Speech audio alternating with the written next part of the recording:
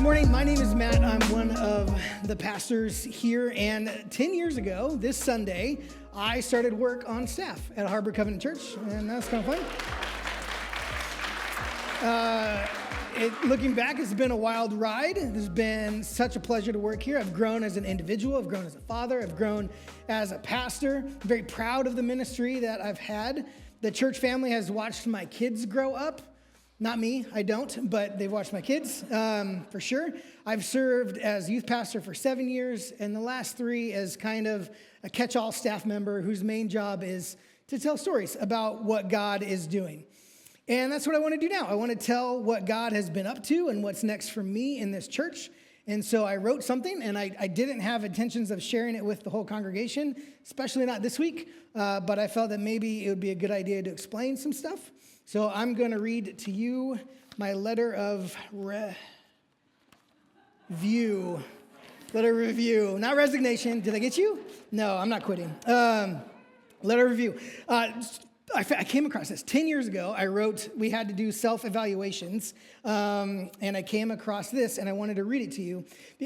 One of the questions was, what is some of your greatest strengths? And I took the Clifton Strengths Finder at that point. I don't know if you know what that is, but it's an assessment. It gives you questions like, I enjoy setting clear deadlines. And then you would rate that. I really agree with that. I kind of agree with that. I don't. And you like dozens and dozens of these. And at the end, they would give you like 34 strengths. And they'd rank them from highest to lowest. I'll tell you my lowest. My lowest was woo, winning others over. That's true. Because I'm like, get on or get off. Like, I don't care. Angela is the person that will woo you. I will be like, whatever. If you're here, awesome. But my number one, so we're going to go through my top 3 because this was really impactful in helping me figure out my identity and my work here on staff. My first, one of my strengths, the first one is I am an ideator.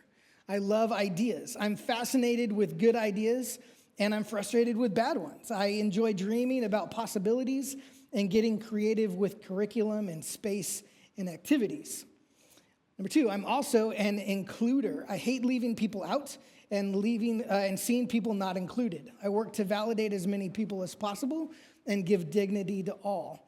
And the third one was I am an activator. I like putting my ideas into actions. If they just sit around in my head, I find that frustrating. I know not every idea becomes a reality, but if things don't actually happen, or if there isn't a plan in place to make some progress, I like to work to make that happen.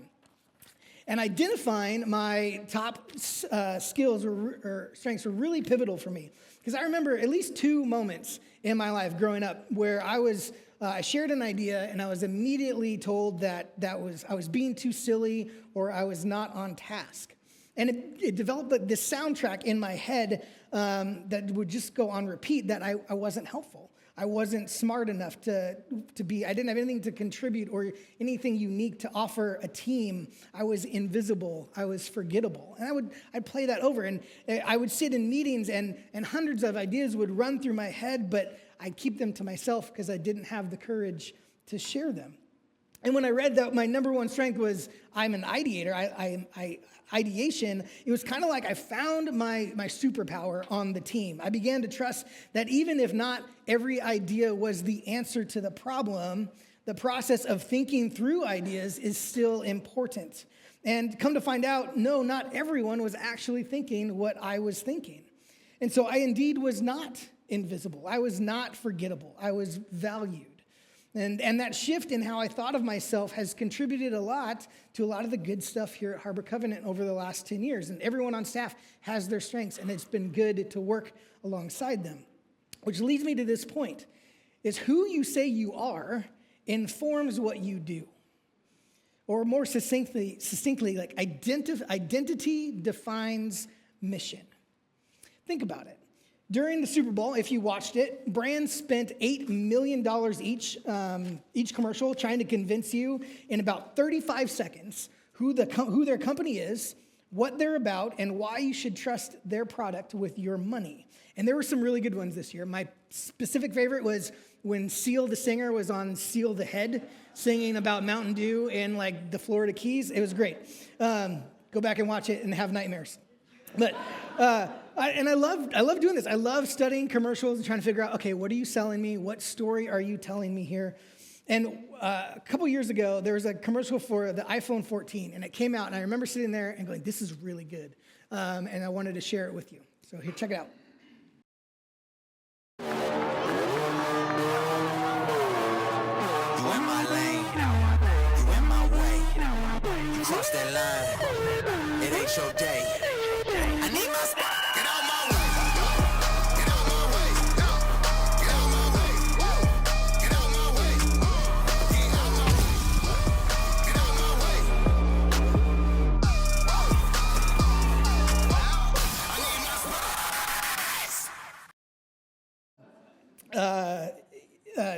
So who does Apple claim to be in this commercial? Well, if there's a mom out there that is willing to stop at nothing to support her kid, then they will be there for every intense step of the way. They also want to see that kid succeed and let him know that he has people around them and cheer them on. And in a sense, Apple is saying, we will run at that pace with that intensity with you to help you capture that memory as a mom. Hey, we build this for you. Buy our iPhone, right? Like it was just a good commercial. You know who they are, you know what they're about, and you know what? That works because I don't run as stable. That mom was intense. I love it. So I could do this all day. We could watch commercials and listen to the story, but this is a worship service, so we have to talk about Jesus. So we're going to transition a little bit and do this kind of thing, but with 7 little stories that we learn in the book of John. We're in this series called Rediscovering Jesus. And we're looking at some pretty foundational, often very familiar stories of Jesus and looking at them in new and fresh ways, or even again, just to rediscover who Jesus is and what he has done for us. And we're going to look through the Gospel of John. There are 7 moments where Jesus uses this phrase, I am, before a metaphor to tell the story of what he has come to do. And here they are. John 6, he says, I am the bread of life. John 8, he says, I am the light of the world. John 10, I am the door of the sheep. John 11, I am the resurrection and the life. John 10, I am the good shepherd. John 14, I am the way, the truth, and the life. And John 15, I am the true vine. Now, John is using each of these moments to actually tell a bigger story. And so we're going to look at it from like a 1,000-foot view and then get into these pretty quickly one by one. And it's so nice that John told us why he's writing all this. At the end of the book, in John 20, verse 31, he says, I wrote all this so that you may believe that Jesus is the Christ, the Son of God, and that believing you may have life in his name. I'm telling you this story so that you may believe in Jesus Christ, the Son of God, and that in believing you may have life in his name. These I am statements of Jesus are serving as a powerful declaration of Jesus' identity. And in turn, tells us a lot about what he came to do. These I am statements, they boldly say that Jesus is God incarnate, that he has power and presence and ability to provide life and salvation to those who believe in him. These statements are also meant to reveal his identity and his mission to his followers, but not just to his followers. John is actually also writing to a lot of unbelievers in faith in Jesus as well. The audience is a variety of people, and so these stories are for all of us, and they're for you, and they're for me too. So some key points about these I am statements is, again, I said they're direct reference to God. By using the phrase I am, Jesus is directly linking himself to the name that God reveals of himself to Moses in the Old Testament, which is considered the most sacred name in Judaism. Second, like I said, it uses metaphorical language. Each I am statement is often accompanied by like, I am the bread of life. I am the door. I'm not actually a door, but I'm a door. And it further explains Jesus' role and function to us, to humanity. Third, there's this claim to divinity. Like I said, when God says to Moses in Exodus, I am who I am, this is what you are to say to the Israelites, that I am has sent you. And whenever Jesus says, I am, and fills in the sentence, it is unquestionably understood as the name for God. And when he's making these statements, he's claiming attributes as deity. He identifies himself as God. Fourth, they help understand Jesus' mission. These statements help people understand the depth of Jesus' love and care for humanity, as well as the ability to provide and to guide. And then lastly, he backs up each claim in the story. And this is really cool. There's either a miracle or some kind of commitment to action that's connected to each one of these statements. And they show us that Jesus' actions are not just there to show off, but they are there to demonstrate meaning and ministry and teaching and a way forward for us in life. And so we're going to get into them. It's going to go kind of fast. I've put the verse references up there for you. You can go back and look at them later if you want. But the first one is, I am the bread of life. This is in John 6. A little bit background with this one. So Jesus has just fed the 5,000 in the wilderness, 5,000 hungry people, with a few loaves of fishes and a few loaves of fishes, a few loaves of bread, and a few fishes. Nailed it. And so then Jesus' disciples go looking for him again. So they had their meal and they're hungry again. And they go and they find him. And Jesus answered in verse 26. He says, "Very truly I tell you, you're looking for me not because you saw the signs that I performed, but because you ate the loaves and you had your fill. Like, do not work for food that spoils, but for food that endures to eternal life, which the Son of Man will give you. For on him, God the Father has placed his seal of approval." And then they asked him, "Well, what must we do to do the works that God requires?" And Jesus answered, "The work of God is this, to believe in the one he has sent." And this is super audacious. And they asked him, "Well, what signs are you going to show us that we'll see it and believe you?" As if they didn't just watch a miracle of the loaves of fishes. Came back to it, did it on purpose. They say, "Our ancestors ate manna in the wilderness, as it's written, and he gave them bread to eat." And Jesus said to them, "Very truly, I tell you, it is not Moses who has given you bread from heaven, but it is my Father who has given you true bread from heaven. For the bread of God is the bread that comes down from heaven and gives life to the world." "Sir," they said, "always give us this bread." Then Jesus declared, "I am the bread of life. Whoever comes to me will never go hungry. Whoever believes in me will never be thirsty." What a statement, especially in light of what just happened in the story. The meaning here is that if you're looking for satisfaction, lasting satisfaction, it's through Jesus. If you're looking to do more than just survive, but really live, it starts by consuming Jesus. And that sounds really weird, and it sounded weird to them too, because Jesus goes on to say, if you don't eat of my flesh and drink of my blood, you're not going to have this life. And lots of people were like, weirdo, and left. Like, that just sounds weird. But if you think about that language, consuming, we use it a lot today. We consume media, we consume goods. The way our economy is set up is we have to consume to help it grow. And so just like Jesus' disciples, when they're like, "Hey, where can we get some more of that bread that you got?"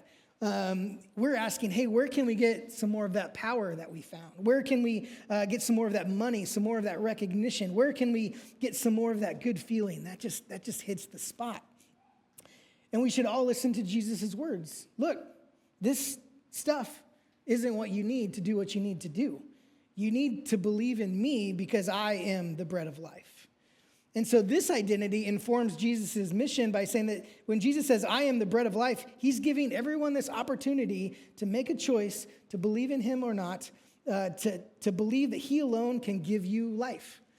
All these statements start with this offering to believe. So take a minute and consider what you're consuming the most.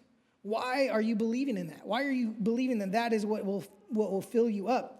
And I'm not just talking about the obvious ones here. Everyone expects a pastor to, when I say things like that, like I'm thinking about like money and sex and drugs and booze and rock and roll. But I'm also, not rock and roll, that's really cool. But I'm also talking about good stuff that we seek after.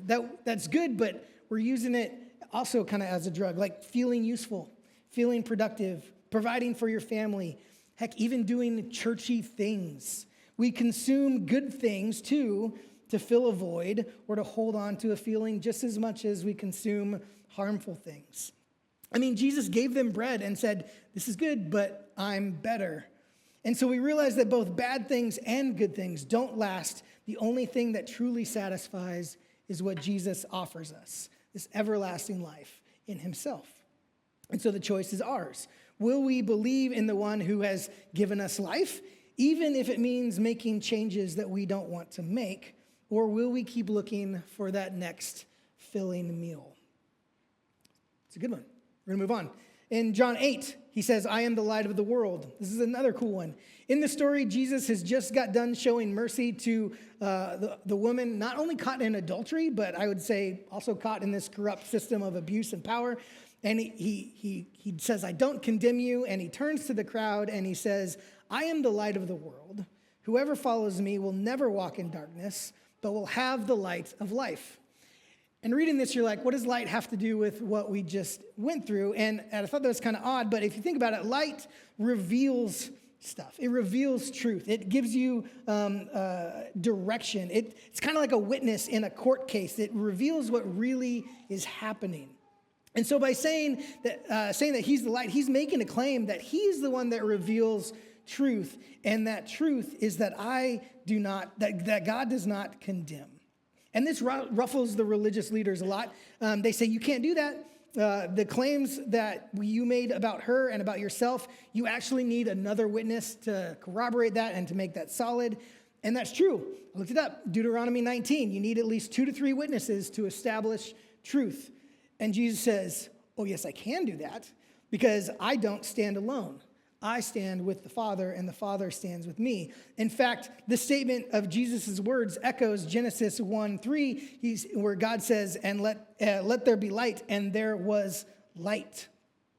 So this identity statement informs Jesus' mission that he is the light of the world. He is declaring, he has come to proclaim truth, and that truth is that God does not condemn.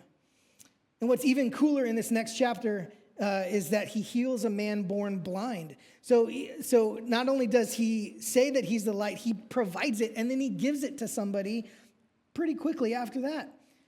And so the question for us is, so what are our voices of truth? Who do we seek after, or who do we listen to say this is what is and this is what isn't? What are they claiming to be true? And then, is that what Jesus is saying? It can even sound similar to what Jesus is saying, but it's sneaky and it's not. So got to pay attention. Jesus is the light. Another one. I am the gate for the sheep, and I'm the good shepherd. I'm going to put these together. These are in John 10. Jesus is done healing the blind man. We just talked about that. And he's getting into it again with the religious leaders. They go after him, and they actually go after this newly healed man, and they harass him in the streets, and Jesus stands up for him. And then he says, very truly, I tell you, I am the gate for the sheep. All you who have come before me are thieves and robbers, but the sheep have not listened to them. I am the gate. Whoever enters through me will be saved. They will come in and go out and find pasture. The thief only comes to steal and kill and destroy. I have come that they may have life and have it to the full. I am the good shepherd. The good shepherd lays down his life for the sheep. The hired hand is not the shepherd and does not own the sheep. So when he sees a wolf coming, he abandons the sheep and runs away. Then the wolf attacks the flock and scatters it. The man runs away because he's the hired hand and cares nothing for the sheep. I am the good shepherd. I know my sheep, and my sheep know me.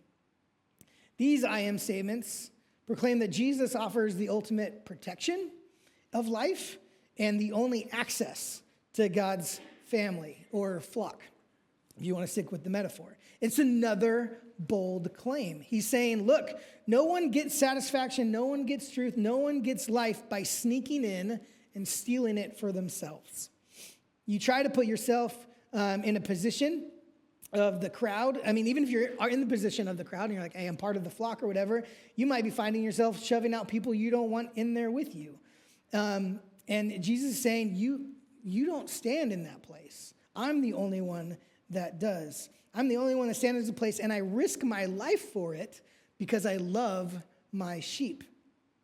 There's some imagery in the Bible that at night a shepherd would sometimes lay down at the entrance of the sheep pen, essentially becoming the gate by physically blocking the opening and protecting the sheep from predators and by guarding the only access point with his own body. And so when Jesus says, I am the gate, I am the good shepherd, he's declaring that he is compassionate and protective and sacrificial. And he isn't doing this because it's just his job or his burden or his task, but he's doing it out of love for us. And so the question here for us is, are we trying to go around Jesus to find life instead of going through Jesus? Are we trying to even be a gatekeeper instead of leaving that job to Jesus? He continues, I am the resurrection and the life. These statements keep getting bolder and bolder. Jesus makes this statement in John 11. His friend Lazarus has just died, and he goes to be with Lazarus' sisters. It says that by the time he arrives, Lazarus has been dead for 4 days. It's just meant to say the guy's dead.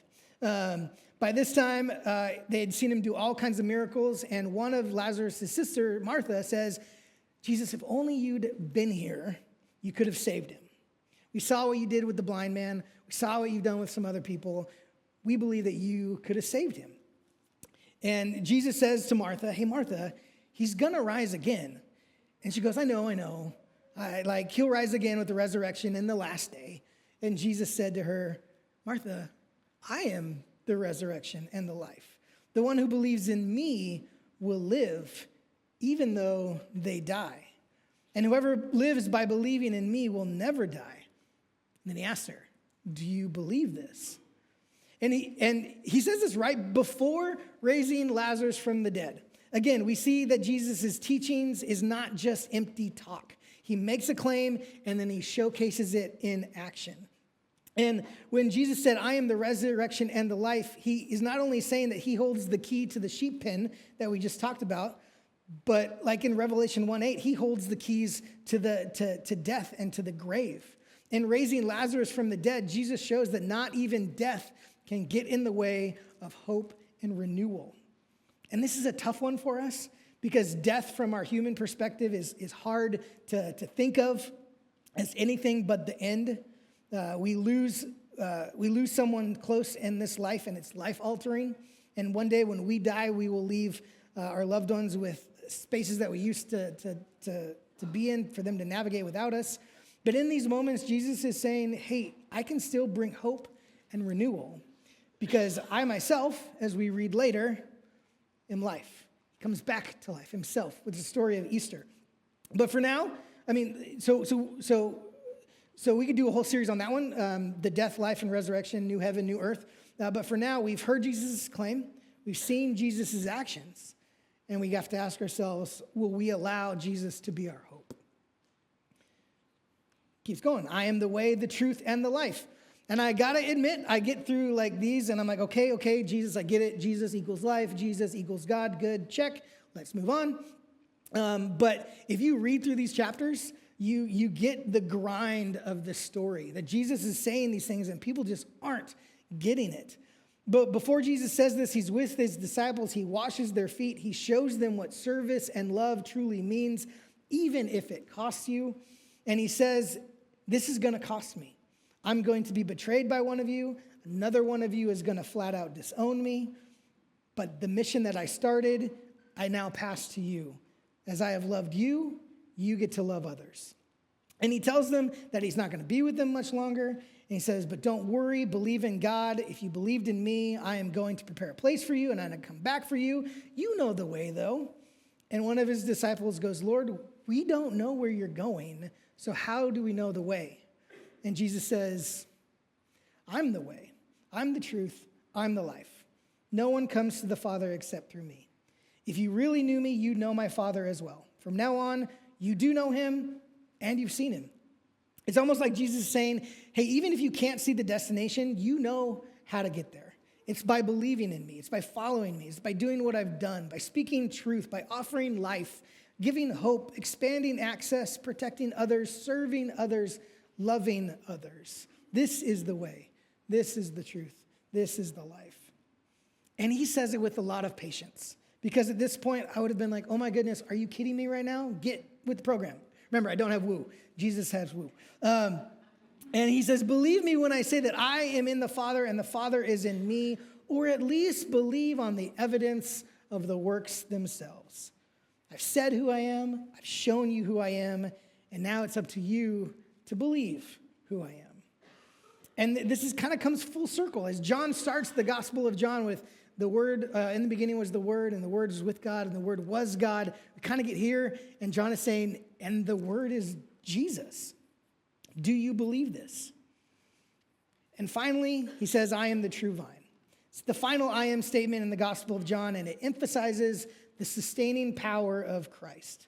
Even though Jesus is no longer physically present on earth, we can still be connected to him through the power of the Holy Spirit.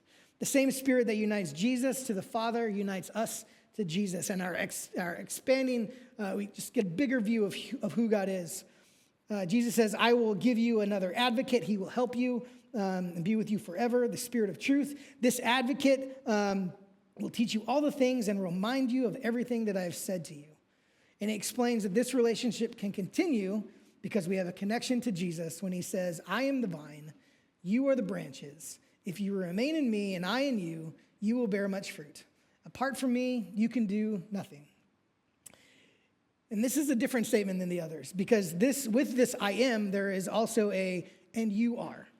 This tells us that that who we are and what our mission is, bearing fruit, is because of who Jesus is and what his mission was.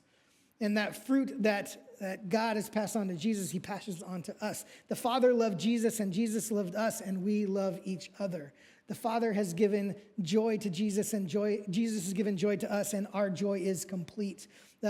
Jesus has laid down his life for us, and we lay down our life for others. Just as the Father has called Jesus the Son has called us his friends. He is the vine, we are the branches. And just as a branch cannot bear fruit unless it's connected to the vine, only those who are joined to Jesus will receive life and produce fruit. And that seems to be what God's plan was all along, to include us in his identity, for our work to be his work. And I'll close with this. In 2004, Christopher Booker wrote a book called The 7 Basic Plots. And I love stuff like this. He says there's the overcoming the monster plot, there's the rags to riches plot, there's the quest plot, the voyage and the return plot, and he kind of lays them all out, but he analyzes them all, and he says this. He says, however many characters appear in the story, its real concern is with its hero. It is the one whose fate we identify with. As we see them gradually developing toward that state of self-realization, which marks the end of the story, ultimately, it's in relation to this central figure that all other characters in a story take on their significance. What each of the other characters represents is really only some aspect of the inner state of the hero himself. And I find that so true of the story of Jesus. If Jesus is the hero in our story, it is his fate that we identify with. It's in our relationship to Christ that our story takes on significance. Who Jesus says he is informs who we are and what we do. And so I have 3 questions for you. Number 1, how does the way that you see yourself affect how you treat yourself and how you treat others? Number 2, which of these I am statements of Jesus helps you understand his mission the most? And number 3, what fruit or fruits are you seeing in your life from staying connected to Jesus? Or as Jesus says, remaining in me. And if you don't see any, what is one change that you are feeling that you need to make?